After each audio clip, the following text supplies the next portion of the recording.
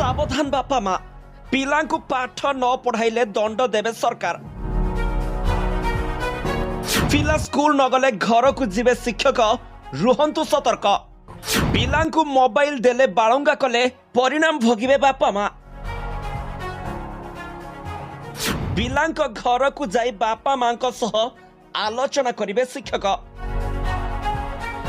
सावधान बापा माँ पिला पाठ न पढ़ाइले दंड देवे सरकार। पिला मानकु पाठ न पढ़ाइले एथर महंगा पड़िबो। एणिकी छात्र छात्री विद्यालय को नियमित भाव में न गले घर को जीवे शिक्षक और विद्यालय कर्तृपक्ष। एभली एक निष्पत्ति नहीं विद्यालय और गण शिक्षा विभाग। तेणु बापा माँ माने एबे निज पिला नहीं सतर्क रहिबा को परामर्श दिया जायछि। एबे खाली पिला जन्म करदेले कि स्कूल रे एडमिशन करदेले हेबनी, बरं पिला मानकर भविष्यत भी सुरक्षित रखिबा पई पड़िबो। तेणु यही दायित्व एबे बापा माँ हाथ में। एथर सप्ताहे जाए पिला स्कूल रे अनुपस्थित रहिले घर को जीवे शिक्षक। एनी समस्त डीओ और बीओ को चिट्ठी लिखिला स्कूल और गण शिक्षा विभाग। कहीं पिला अनुपस्थित अछंती ताहा पचारि बुझिबे स्कूल कर्तृपक्ष। प्राथमिक शिक्षा निर्देशालय चिठी अनुसार गत डिसेम्बर 26 तारिख में ओडिशा राज्य शिशु अधिकार सुरक्षा आयोग पक्षरु समस्त जिलापाल को चिठी करा जायछि। एथिरे ड्रॉप आउट हार रखिबा, शिशु श्रमिक रखिबा और बाल्य विवाह रखिबा को गुरुत्व दिया जायछि।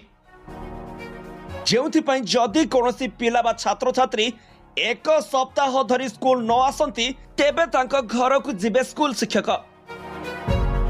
आवश्यक हेले प्रधान शिक्षक स्कूल परिचालना कमिटी सदस्य मध्य पिलांक घर को जीवे। सीधा सड़क पिलांक बापा माँ सह आलोचना करिवे। कौन पाई स्कूल अधारू छाड़ी तार कारण कौन पचारिवे। यह पछरे सामाजिक अर्थनैतिक प्रवासी श्रमिक किंबा अन्य कारण कौन अच्छी ताहा पचारि बुझिवे। एपरिक पिलांकु पुणी थरे स्कूल रे नाम मध्य लेखाइबे।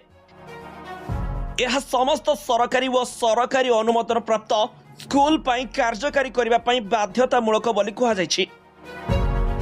सरकारी विज्ञप्ति अनुसार विद्यालय गुड़िकर तुरंत यही पदक्षेप नेबा लगी समस्त जिला शिक्षा अधिकारी एवं ब्लॉक शिक्षा अधिकारी मानक परामर्श दिया जायछि।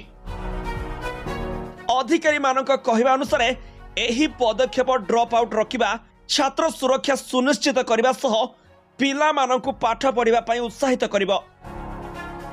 तेणु बापा माँ माने एबे पिला मानकु स्कूल पठांतु। Bureau report G7 Odia.